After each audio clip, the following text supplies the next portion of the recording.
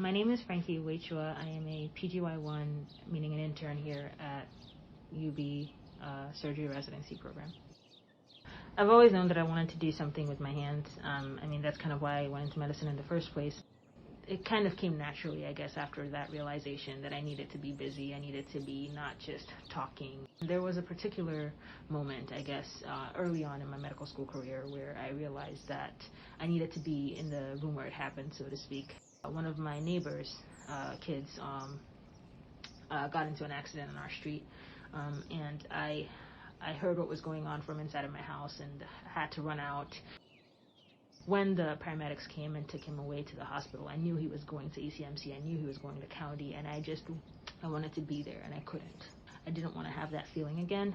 I always want to be in the room where it happens. Hiking I discovered incidentally about a year ago. I was visiting with a friend in New Jersey, actually, and she had told me that there was this great park called Bear Mountain State Park a little ways away from her house. I had no idea what it was. I thought it was just like a small park or something.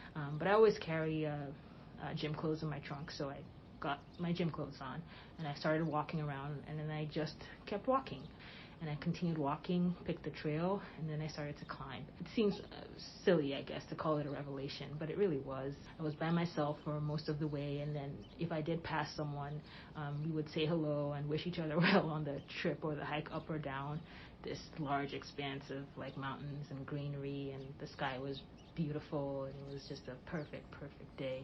Ever since, I've just needed to go walking in a pretty place.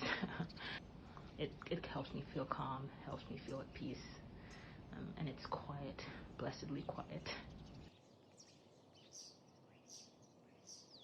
So I have to take it back to the Black Lives Matter movement and everything that happened in 2020 and before that. I am an immigrant, and I came to this country in 2010 after most of my family had, because I wasn't born in the U.S., I was born in Nigeria. I spent most of my life there, so I was privileged in a way to grow up in an environment where I was the majority, where I never had to really think about whether or not my skin color made a difference to how far I could go in life.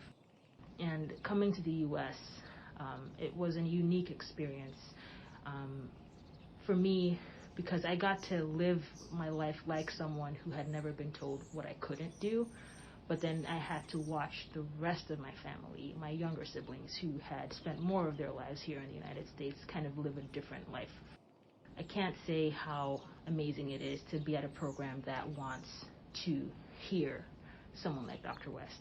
I just want to learn from him. It would be a blessing to hear his perspective, because it's something that I can take back to my younger siblings, to be able to hear him and give that information to those around me, and be able to tell my family, this is what my program stands for, this is what we're looking to do.